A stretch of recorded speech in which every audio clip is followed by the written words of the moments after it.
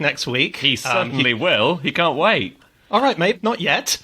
But this will be our first episode. But we thought in order to help distract you, to stop your mind from going crazy, we re-uploaded 52 episodes that were taken off a few years back. It's our second complete year of Fish, and you can listen to them wherever you get your podcasts from. That's over 30 hours of old material that we've brought back to the surface. So we hope you enjoy those. We hope you are staying safe, and we'll continue to do this. So here we go. Let's do our first work from home episode. On with the show.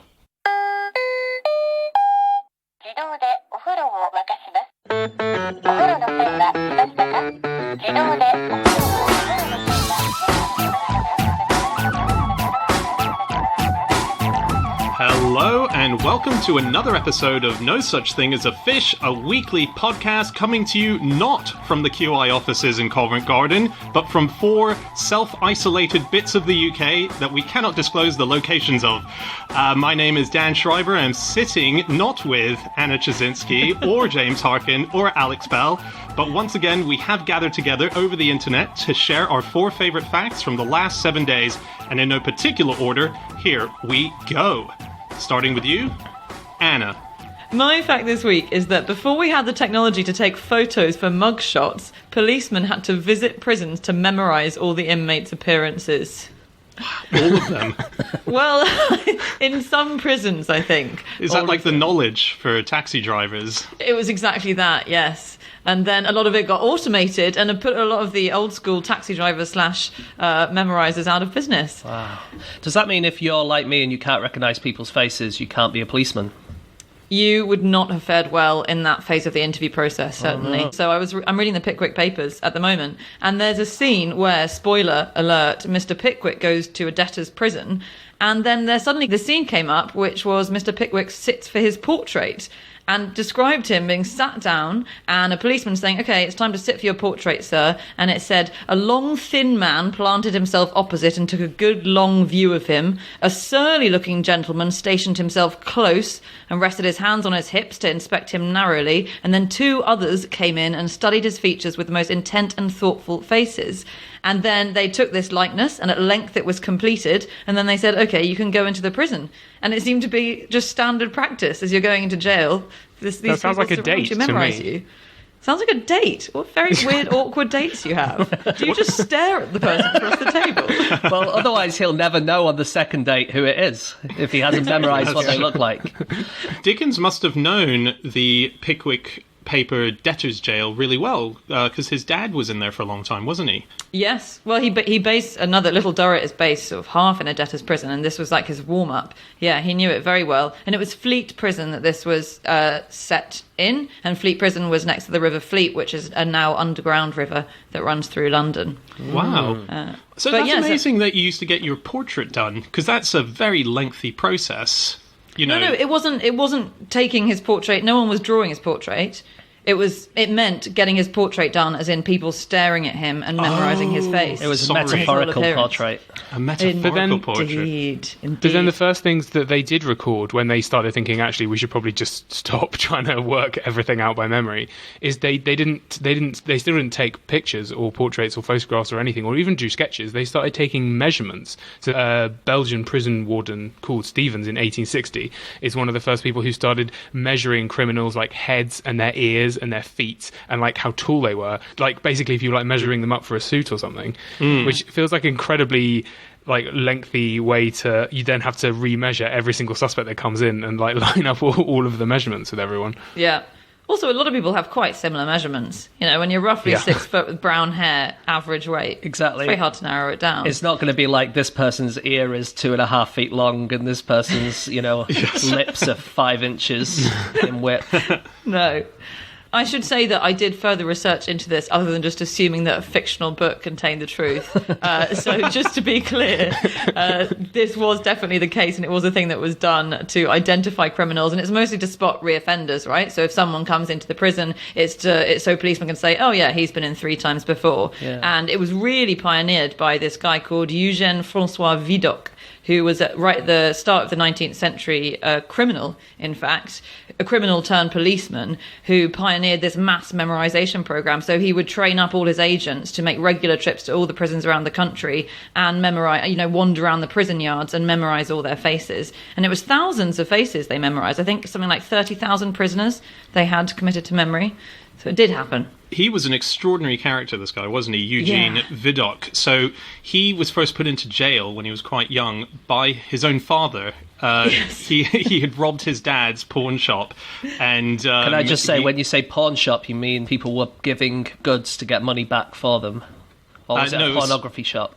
No, specifically that one chess piece. A lot of people losing them. So, did a good business out of that. Yeah, no, it was for pawning items into a shop. So he stole from there. His dad put him into prison.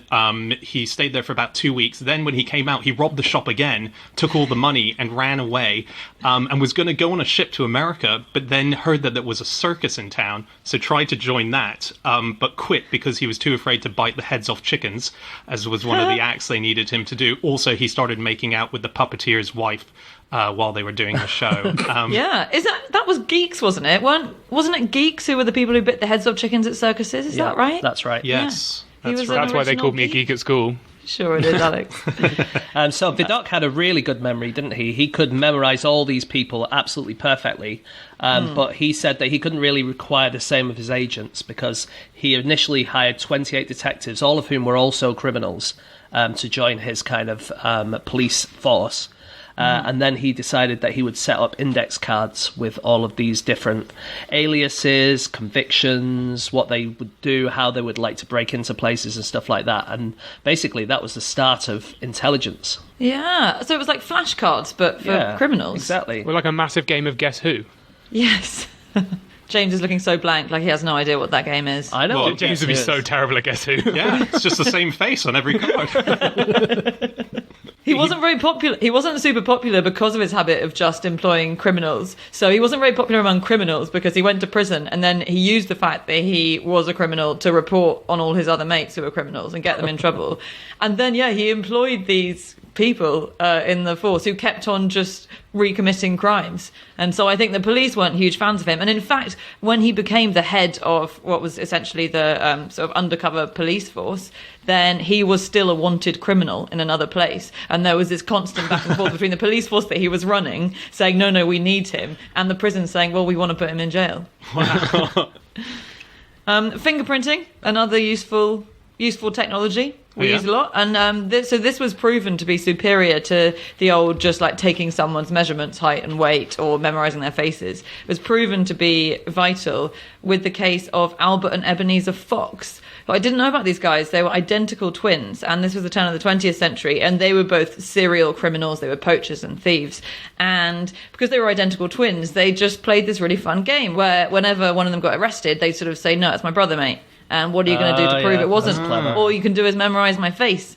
And so there was this one policeman who said, we've got to get a better system here, and realised that their fingerprints were actually different to one another's, even when everyone else is the same.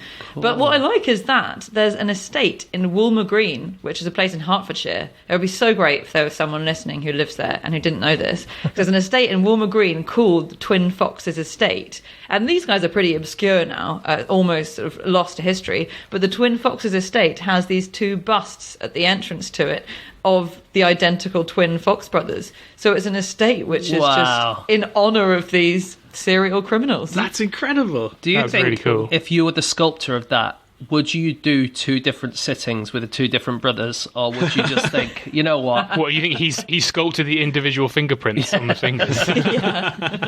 Just back very quickly to Vidocq. So he was quite famous in his day, wasn't he? He was someone who was notorious for these stories of adventure and espionage and so on. So much so that he inspired characters in fiction.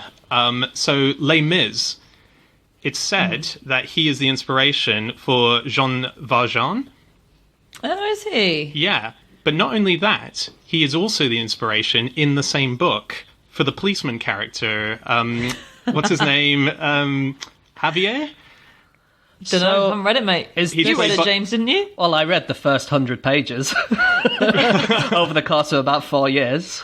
In the movie, he's played by Russell Crowe, so I think he's called Javier, and but I might be pronouncing that wrong. But it's the two different stages of his life. He was so inspiring, both in his notorious criminal activity and his police work. He appears twice as inspiration. Either that or Victor Hugo's an incredibly lazy author who just couldn't even be bothered to reach to two sources for inspiration. Yeah, that's true. Well, I was wondering if it's just like one of those really hack horror movies where it turns out that it's two parts of the same person's psyche that does the murder or whatever. Do you know what I mean? Oh, yeah. Like he's a Jekyll and Hyde. Are you describing Fight Club as a really hack movie? I haven't seen Fight Club or even read it. Wow, you just spoiled it for him, Anna. I have just done that. I'm afraid. Do you not know the first rule of Fight Club, for fuck's sake? Damn it. Stop the podcast! Stop the podcast! Hi everyone, we'd like to let you know that this week we are sponsored by the great Courses Plus. That's right. This is a company that has online lectures. Yes. Their courses are amazing. They're about all sorts of interesting things. So, for instance, there are ones called Understanding the Periodic Table at the moment. Exploring the Milky Way. That sounds pretty interesting. There's one called Monsters Within. Okay. And this is really fun. It's actually not what I was hoping it was. It's not about Yetis. It's actually about monsters in literature. So there's one episode, for example, why in the Victorian period were monsters human? You know, they were more likely to be a Dr. Jekyll or Dorian Gray. Why did they turn into that? That's really interesting. Do we know why? I haven't watched it yet. I'll get back to you next week. Right. And there's one called This Day in History, which gives you a day from the year. Let's say April the 2nd coming up. Hans Christian Andersen was born then. It's all about him. He used to tell everyone that he was born on April the 1st, though, didn't he? And it was just such a funny jape. Nice. Well, how did people get this course, James? Well, if you want to get these courses, you can go to the Great Courses Plus, PLUS.com/fish. And if you do that, then you can get a free trial and 50% off the regular price when you sign up for a quarterly plan. That's right. So go to thegreatcoursesplus.com, and that is plus spelt PLUS, not the symbol, /fish, and that will get you a free trial as well as 50% off the regular price when you sign up for a quarterly plan. On with the show! Okay, it's time for fact number 2, and that is James. Okay, my fact this week is that scientists working in the Arctic Ocean have caught chlamydia, and they can't explain how. Okay. So, when I say caught in this respect, I mean like catching a fish or catching some species of organism, because they've gone down to the bottom of the Arctic Ocean and they've extracted some sediments from there, and they've looked at what life forms are down there, and they found chlamydia. And it's strains of the Chlamydiae family. So it's not the chlamydia that you get as humans, but they're related organisms of the same family, and they can't work out why they're there. It doesn't make any sense. Chlamydia tends to, or always, as far as we know, needs a host. So it needs to live inside the body of another animal. But when they found these things, there was no other animals there, so they just can't work out why it's there and how it got there. And has the Arctic denied all knowledge? Has it said, me and the Pacific are just good friends? I don't know what you're suggesting. I think protesting that it's not quite the chlamydia you know doesn't really make it any better. No. I think, well, the thing is that the Arctic is being penetrated by the Atlantic at the moment. Because of the change in temperature on Earth, and warm salty water coming from the Atlantic is kind of coming into the Arctic at the moment and causing quite a few problems for the global climate. So maybe it's something to do with that. You think there'd be enough plastic in the oceans that they could penetrate each other safely, but apparently not. Indeed. Yeah, the number of condoms we've given them over the years. Exactly. You're right. So there you go. That's a thing that's happened, and they found it out quite recently, and it's been in a lot of the Science-C kind of publications and New Scientist and a few things like that, and I just find it really interesting. So are we going to give the ocean bed antibiotics, or are we just going to let them suffer? If that's what we need to do, pour more chemicals into the ocean. I think it's not that they're suffering. These are just organisms that live there. They're just living their life. They, as far as I know, they're not doing anyone any harm. They're part of the biosphere, really. Okay. So, like I say, we don't really know why they're there, because they've tried to get the microbes and grow them in the lab, but they've not been able to do it because the pressure underneath the sea and basically the conditions down there are very different than what we can make in the lab. So it's really, really hard to study. And it could be that they're using other microbes that are living in these sediments, and they're using their bodies, as it were, to live. But we really just don't know. I was reading about other symptoms just for this podcast, of normal chlamydia. And did you know that if it goes untreated, you can get a symptom called saxophone penis, which is when the penis bends into the shape of a saxophone? Okay.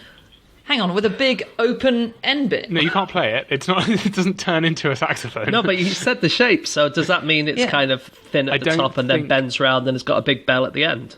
There's basically a big bend where it shouldn't be, and it looks a bit like a saxophone because sexy bone, more like sexy. Yeah. Wow. That's good luck getting that one. Convincing pickup line. You sure that does look like extreme chlamydia to me? Speaking of the Arctic and penises, there is a thing called polar penis that you can get. Oh wow! This was an Antarctic adventurer called Alex Brazier who reported this only last year, I think it was. So he was walking through the Antarctic, and obviously his trousers were not thick enough, and he said he suffered from an extremely cold, painful and swollen member. And the only way he knew how to treat it was to put a hat on it. Right. Oh. Is that I can think of another way. treatment ever? In this case, he had a woolly hat. His penis was too cold and it was getting sore, so he put a hat on it. And it was fine. And I like to think, you know those innocent smoothie bottles that have the little woolly hats on? Yes. Yes. I like to think it'd be like one of those little hats that you carry around with you or something. Wow. You've just made them a lot less cheap for a lot of people. I don't think that a cold dick doesn't warrant a medical name. You didn't need. I believe it was a lot more. You know, it wasn't just like it suddenly started to look like a piccolo. It was like really kind of quite painful. There's quite a lot of instruments we could get out of penis conditions. Well, I've got a tromboner. Oh God! Wow. Do you know who has chlamydia? Is it you? Okay. This is just a gossip podcast now. Yeah. Of course, it's koalas, famously. Oh, yes. Koalas have chlamydia. But it's actually not the same strain of chlamydia that infects humans. But it does seem that they get it through sex, and it's probably around 100% of wild koalas who have this. There's one or two populations that don't have it. Famously, I think there's one on Kangaroo Island that don't have it, but pretty much all koalas in the wild have this disease. And the problem with it, the main problem is, of course, antibiotics are quite good against chlamydia, but if you're a koala, you can't have antibiotics. Do you know why? You can't open the bottle because it's like having kids' hands. No. Are they just too embarrassed to get it checked up? They just never get it diagnosed. These are all great answers, but the answer is that they have a very, very specific gut microbiome because they eat eucalyptus leaves only, don't they? And they have a very, very specific bacteria that live in their stomachs that let them eat that and nothing else. And if they take antibiotics, then it can upset that and they can even die because they're not getting all the nutrients they need. Someone needs to introduce the koala community to Yakult, surely. Get some good bacteria in them. Because I think they're talking about giving them fecal transplants, aren't they? Yes. Which obviously you do for humans to regenerate their gut bacteria, but so they could have that, which seems sort of fitting because I think they get chlamydia from fecal matter. So there are two ways you can get it. You can get it sexually as a koala, or you can get it from your mother's pap, which is this disgusting substance that they consume between drinking their mother's milk and eating eucalyptus. And it's thought that they eat their mother's pap, which is essentially fecal matter that their mum feeds to them, their own poo, and then it's thought that that's what builds up their gut bacteria to help them digest eucalyptus. Can you imagine ever going to a dinner party if you had that job and someone asked you, and so what do? You know, I give fecal transplants to koala bears. No I don't know about you, believe Alex. you. That is the kind of person I want to be sat next to at a dinner party. Yeah. I want fecal 100%. transplants on the left. I want saxophone penis on the right. I am dream dinner party. Do you know who else has chlamydia? Parrots. Oh, yeah. So parrots can get something called psittacosis, but with a silent P at the start, and it's known as parrot fever. Does the P sometimes hurt? Very good. Sorry. But yeah, this is a illness that they can get, and it's caused by a chlamydia bacterium, and it can sometimes go to humans, and that is one theory, and actually it's definitely where the popularization of the phrase sick as a parrot comes from. Okay. No way. Yeah, so there are bits in, I think there might be in Shakespeare somewhere, where someone says you're sick like a parrot. But the specific sick as a parrot came from the 1970s, and it was just at a time when there was a bit of a worry about parrot fever, Wow. which is a type of chlamydia you get from parrots. Wait, and when you say it can go to humans, is that sexually transmitted? It is not. It's Because, okay. zoonotically transmitted. Okay, fine. It's not, because they can sweet talk you, parrots. But But with your own words, your own pickup lines. they're the sexiest words around for most people. You're like, oh, you're looking nice today. You're looking nice today. All right. Is it more embarrassing to say to your spouse that the reason you've got chlamydia is that you've been having an affair, or that it's from the pet parrot? I don't know. They're both quite embarrassing. I've got chlamydia. I've got chlamydia.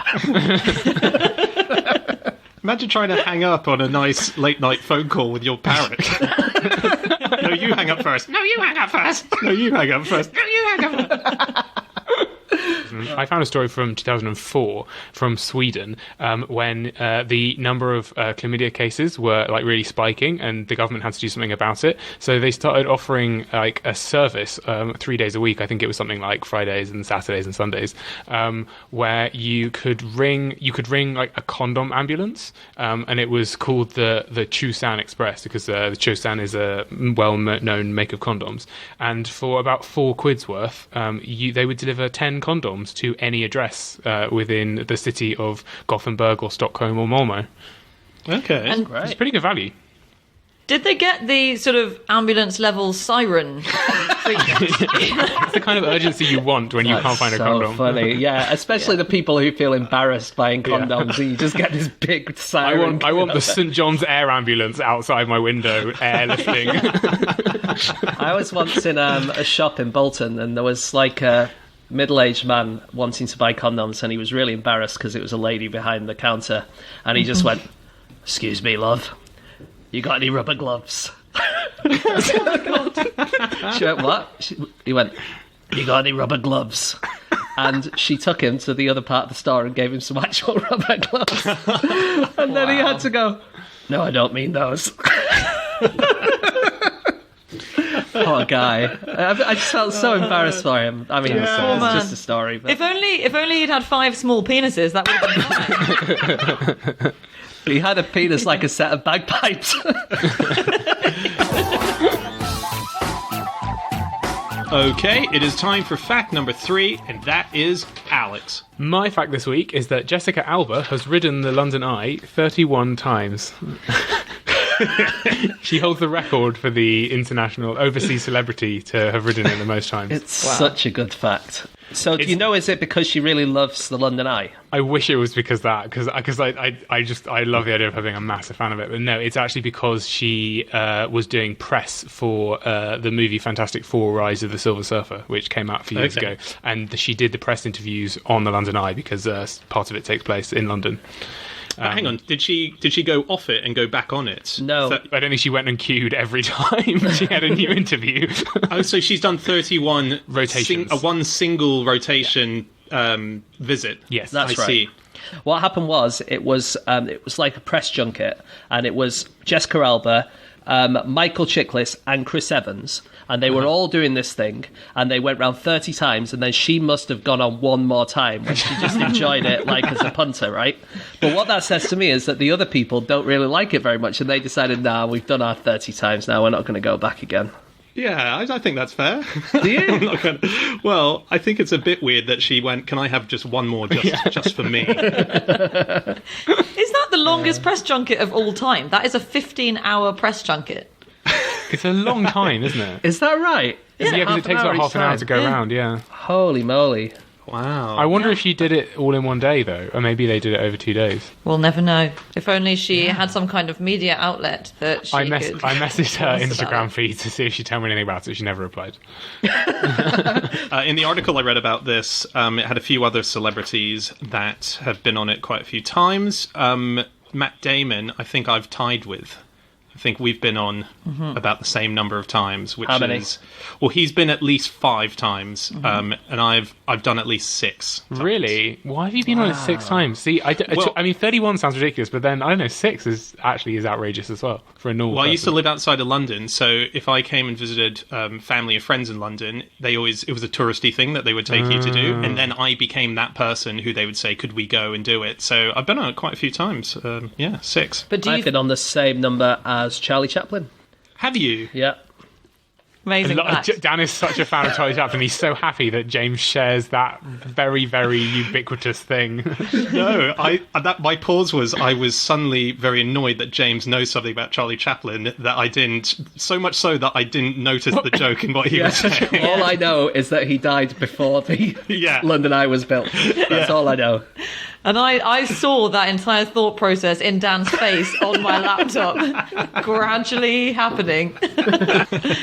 So the London Eye really, it rejuvenated the Ferris wheel industry. And It really did. Before it came along. It came around again, the Ferris wheel industry, after that, didn't it? Very good. It did. So it was a big deal around the turn of the 20th century. And the tallest Ferris wheel in the world was the Grand Rue de Paris, which was built in 1900 for the World's Fair and demolished in 1920. But it was 100 metres high, and that wasn't beaten for almost 90 years. It's amazing, isn't it, how the tallest wheel is not that much taller than the first Ferris wheel. You'd think that the first one would have been, like, I don't know, 4 metres or something hilarious, and it's actually it was a pretty good, like, for a first attempt, I was pretty impressed. It's decent. Also, do you know what one of the limiting factors, which is why they can't really go any taller?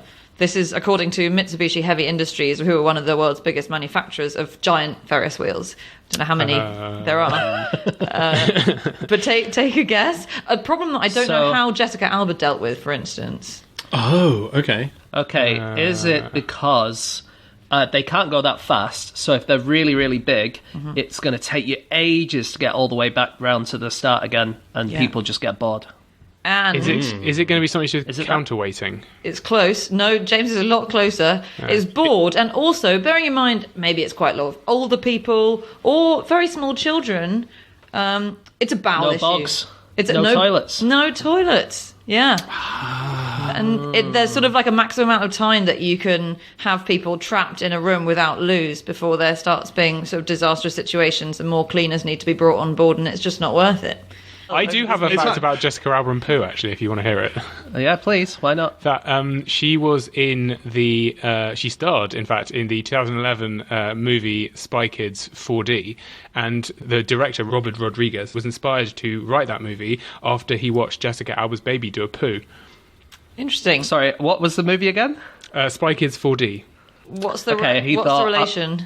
So You thought I'll just maybe write a shit movie? No, yeah, pretty much, yeah. No, he so he was working with her, and she was doing another press thing, and her baby did a big poo in the nappy just as she was about to go on camera. So he watched her change a nappy like really quickly while kind of like getting ready and doing all of her like makeup and stuff. And he was amazed at her watching her kind of be a mother and also do this very professional job at like literally the same time. And so he thought, wouldn't it be fun to have a spy who's also a mum? And then he wrote the movie with a spy who's a mum in it. Really? Is that what it's about? Yeah. Oh, weirdly, the first 3 are also about that, so I don't know why he required new inspiration.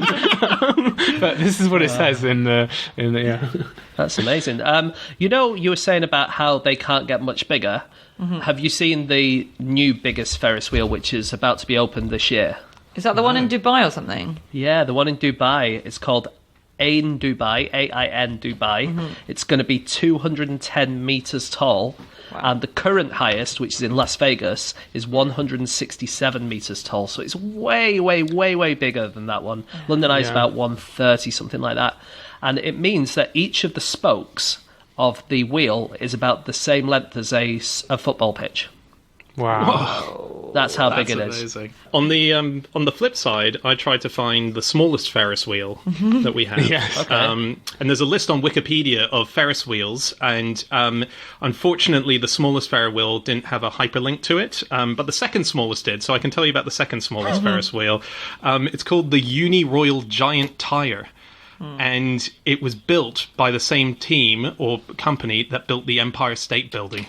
Right. Wow. How cool is that? How And big it's is it? It is. That's extraordinary.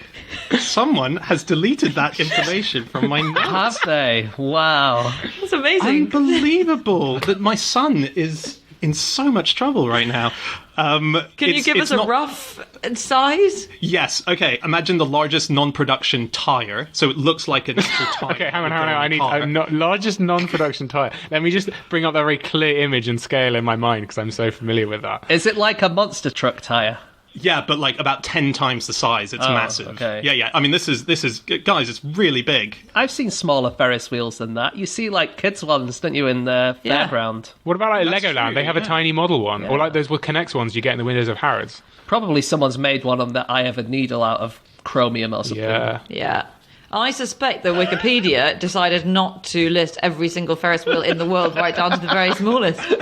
Guys, I did say it was the second smallest. That's a good point. Hey, Dan, Yeah. do you remember in 2013, before we started this podcast, we did a whole load of practices, and one of the first ones we ever did was someone asked us a question, what is the name for a phobia of Ferris wheels? Yes, Do you remember that? I do. Do you know? Weirdly, I got really emotional researching this fact because that was the conversation that we had that has led to this whole podcast. Yeah. That singular one. Yeah. I went through and found all my old emails and went through all my old research for it, which is pretty Amazing. cool. It's actually quite common for people to have a phobia of Ferris wheels, as I see if I Google it or go on Twitter and type in phobia of Ferris wheels. It seems to be quite common. And I went onto bigroundwheel.com, which is like a Ferris wheel fan site. And there's an FAQs there, and they say, you know, what am I going to do if I'm scared of Ferris wheels? And they say, consider sitting on a park bench, which could probably support about £1,000. While sitting on this bench, are you afraid the bench will suddenly break and you will fall? Most likely not, because the consequences of falling 18 inches are not very dangerous. Now consider the Ferris wheel seat. Yes, it is much higher, but it is also designed to carry about 3 times the weight of that park bench it is designed for. So basically, if you are worried, and it goes on, but if you are worried... There's no, I don't think, giving people like fear therapy, you don't have to use that mocking tone, James. I think you have a bit more understanding. You fucking idiot for being scared of Ferris wheel. It didn't have the tone on the website because I was just reading it, but that's how I imagine they wrote it. Yeah. So when we had that initial Fish chat before Fish started, one of the topics we also spoke about was the person who created the Ferris wheel. The first one being George Washington Gale Ferris Jr., which is where Ferris gets its name from. And I read about its inaugural run. Its very first time it showed members of the public and press the first time it was spinning in all its glory. And the first time it did that, it did it with no carriages hanging onto the end of the spokes. So what, did people just hang on with their hands? They had the construction site workers, climb to the end of the spokes and sit there on my a nice God. angle Cool. as it was going. Now that's Yeah. a legit fear, I think. Like if you're scared of Ferris wheels and they make you ride it like that. Come on, because have you imagined just sitting on like a log, for instance? You don't worry about falling off a log, do you? So why should you worry about... Sure, it's a lot It's higher. famously very easy to Sure. fall off a log, James. But this was in 1893, so this was first showed at the Chicago World Columbian Exposition, and it was just a ridiculous thing to do. It was so ginormous. It was bigger than the tallest buildings, really, at the time, or at least on par with them. A pretty extraordinary feat. Yeah. Well, the reason they did it is because they wanted something that was better than the Eiffel Tower. Because the Eiffel Tower had been built in Paris, of course, and everyone thought this was amazing, but they had this new World Fair, and they thought, well, we can't be outdone by Paris, we need something which is as good as that.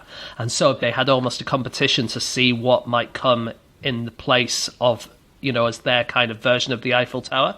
One idea was they were going to have a 4,000-foot tower with a car that seated 200 people that was on a bit of bungee rope, and then people would push this car off the top of the tower, and then all 200 people inside this pod would do like a joint bungee jump.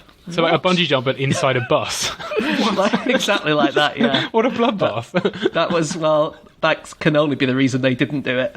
Another idea was they would have a 5,000-foot tower made of logs, and at the very top of this log tower, there would be a log cabin. I don't know how you would get there. There was another one which was a 9,000-foot tower, and at the very top they would have a toboggan slide, and you would kind of go on like a cresta run all the way down to the bottom. Oh no, that sounds amazing. With these increasingly desperate pictures from the same person, they kept saying no, and they were just like, he was like going down the list. Like, what about a 20,000-foot tower? Monkey tennis? Yeah. And then what happened was they looked at all these things and thought, this is ridiculous. And they got a letter from Gustave Eiffel himself, who said, you know what, I'll just make you another Eiffel Tower. But I'll make it a little bit bigger than the other one, so it's better than the one in Paris. And that's what they were going to go for. But then it got into the newspapers and everyone was like, no, you can't have a French person building something in America. It needs to be an American. And then that's when this guy, George Washington Gale Ferris Jr., came along and said, I've got this idea for a big wheel. Didn't a French person build the Statue of Liberty? Sure. Because they designed, Bartholdi did, yeah. And it was like built in the head. There's an amazing picture. I nearly put it in the QI titles actually, but like it's just the head of the Statue of Liberty sitting in a park in Paris where they sort of put it on display before they shipped it over. It's really cool. Yeah, that is cool. Do you know why George Washington Gale Ferris Jr. was called George Washington Gale Ferris Jr., by the way? Was it because his dad was called George Washington Gale Ferris? No, it wasn't, weirdly. Actually, that's quite weird, isn't it? You'd think so, but no, he wasn't. It's just such a stupid name, I thought I'd look it up. And the reason was that he was from a town called Galesburg that was named after a guy called George Washington Gale. And his parents were so proud of the town, they decided to give him the entire name of the founder and then just put the family name Ferris at the end. No way. So it's like me calling my children Andrew Hunter Murray Harkin. Yeah. It's like putting the entire name before your surname. Although it does sound like the mum did have an affair with George Washington Gale and had to pull the wool over the eyes of the husband when Gale insisted he have his son named after him. That is a convoluted situation you've set up there, Dan. So the mum's had an affair with a guy who's insisted that even though she's married to someone else, she name her son after him. He's the founder of the city. He's got ego running through his veins. Fair point. And she's just got to cover that up. That is a difficult position you're putting that woman in. I don't know why she shagged him in the first place. He sounds like a dickhead. Did you know that one of the 2 feet of the London Eye, so the London Eye have to pay rent on one of the feet of the London Eye, but not the other one? Oh, yeah. Because really? Why? Well, because the let me see, the foot that is closer to the South Bank Centre is owned by the land is owned by the South Bank Centre, and when it was built as the Millennium Wheel, it was supposed to be a temporary structure, and there was an agreement for 5 years, and then when everybody wanted to keep it and make it a permanent installation, the South Bank Centre asked for, well, they pay £500,000 a year as a lease. It's a lot of money for. But did you read about the dispute? It's crazy, I know, and because the South Bank Centre were basically able to hold them to ransom. The South Bank Centre served the London Eye with an eviction notice. It's crazy. They wrote to them, and at the time, the London Eye was paying rent of $65,000 for this 1 foot that was on their land. It was just on a bit of concrete. It wasn't like it was in the middle of the South Bank Centre itself. And the South Bank Centre said, we're going to up that from $65,000 to £2.5 million. Or you have to, and they said this in May, I think, and they said, or you have to clear off our property by the 1st of July. Wow, by July? By July. That's a month. That's too big. See, that's the benefit when you're a smaller Ferris wheel, that you can relocate to different places, much like the second smallest Ferris wheel in the world, which did relocate. Easy to do when you're only 86 feet tall. It is. Hi guys, just wanted to let you know that we're sponsored this week by ExpressVPN.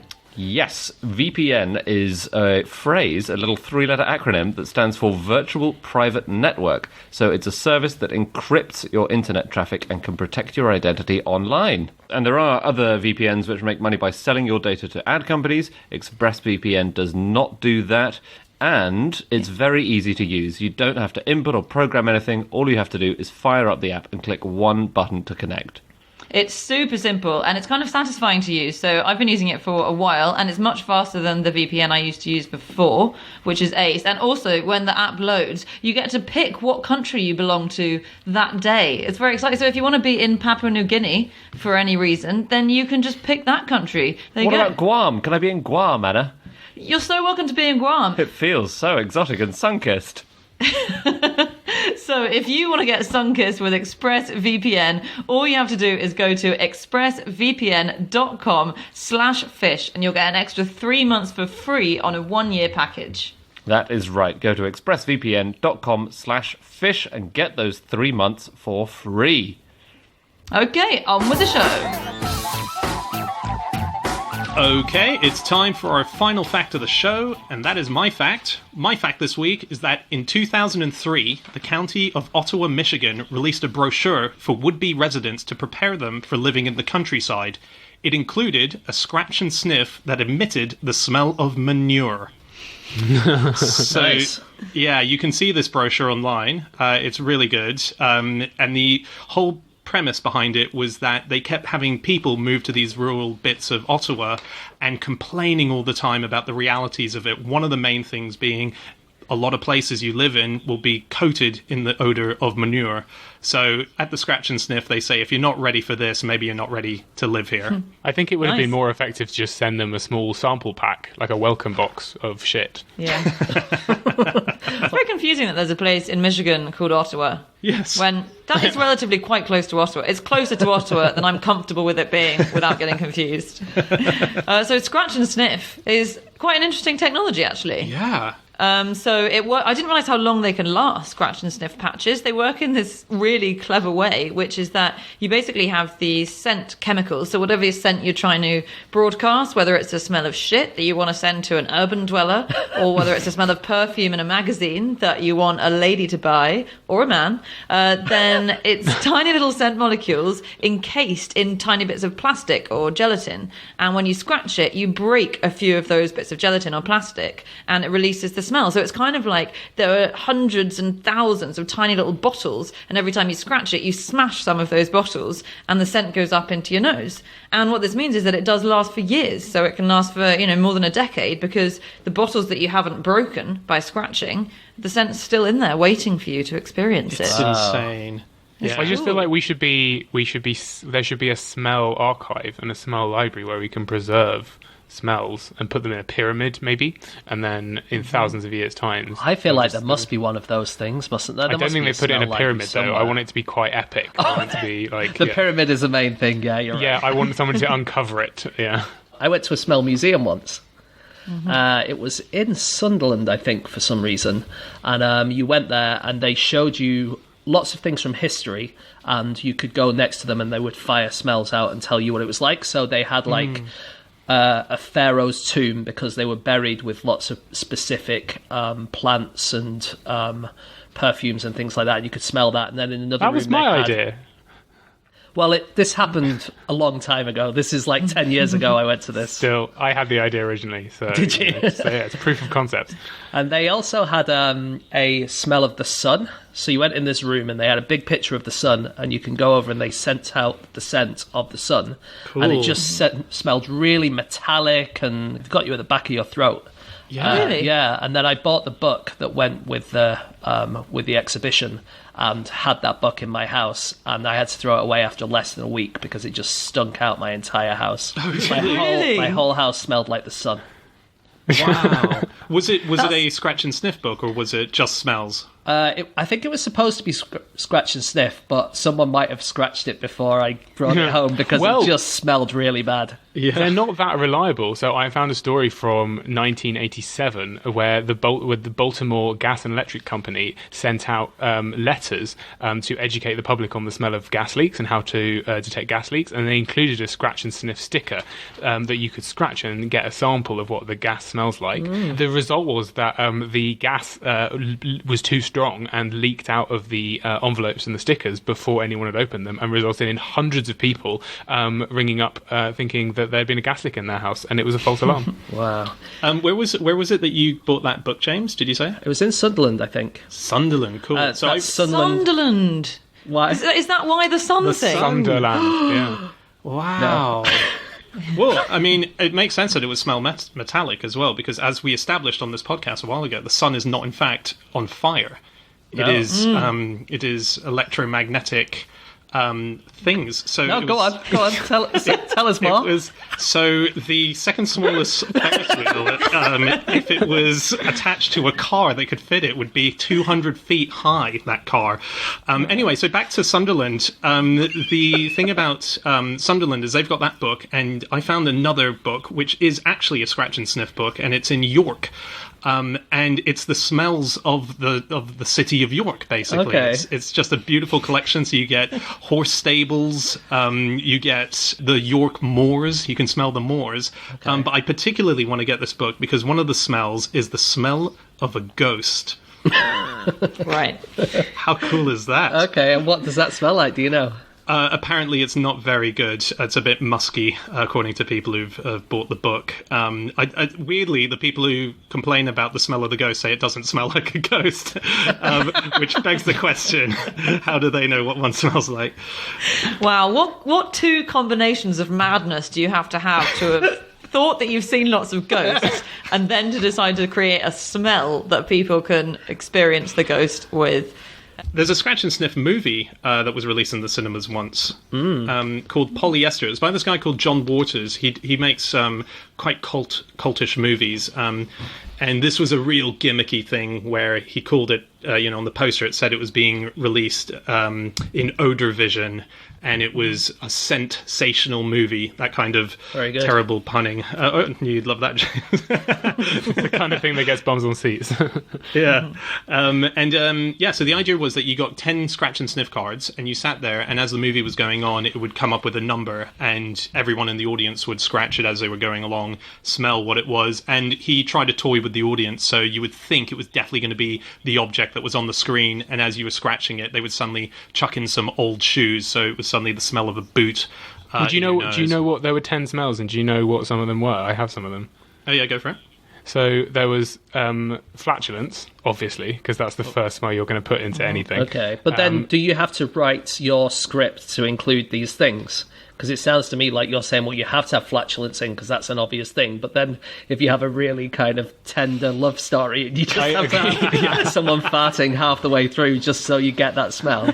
Exactly. I think they probably... I bet there was a bit of a kind of putting the cart before the horse, sort of like, we've got these smells available to us and you're going to have to include them if you want. But there was flatulence, there was skunk, so not a great experience so far. Do you mean the drug? I think the animal. Okay. Natural gas, which again, that's the smell same gas. as farting. It's a bit, yeah, it's true.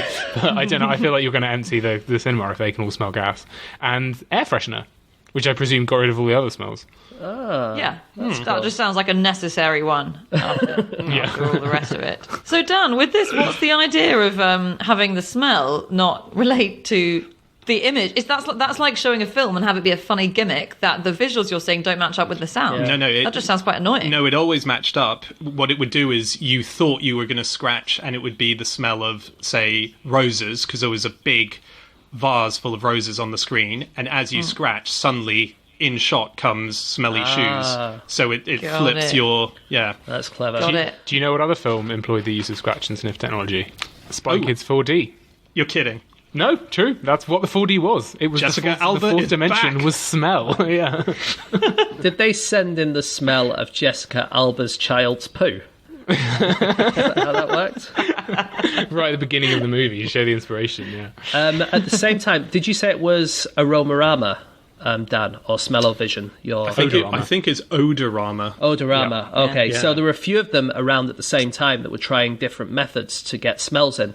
And the reason was TV had taken off and the cinemas were really worried that they'd go out of business because everyone was watching TV at home. And another one that they had was smell-o-vision.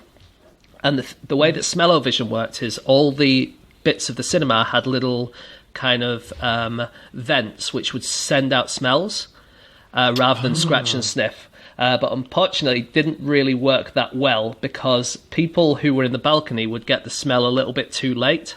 So you would be like, you were supposed to smell one thing, and then the scenes moved on, and then suddenly you get the smell. And then in other parts of the theatre, the odours were too faint, and so you would just have lots of people going...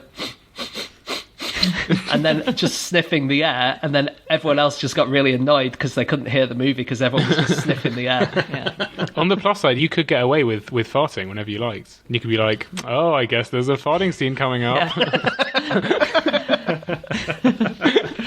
And then if they heard you, you can be like, wow, this surround sound is really getting amazing. The bass in our seats. Did you feel that? The seats are moving. It's 4D.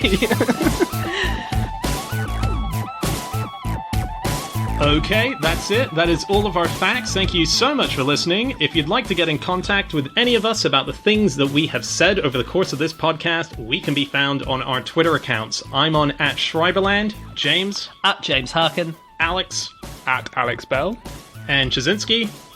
You can email podcast@qi.com. Yep, or you can go to our group account, which is @NoSuchThing, or our website, nosuchthingasafish.com. We have all of our previous episodes up there. We're going to be back again next week, guys, with another one of these pods where we're all in 4 separate places. Hopefully we'll have you listening to us then, but in the meantime, stay safe, stay at home, and let's beat the shit out of this horrible thing going around. Okay, we love you all. Thanks so much for listening. We'll be back again next week. Goodbye.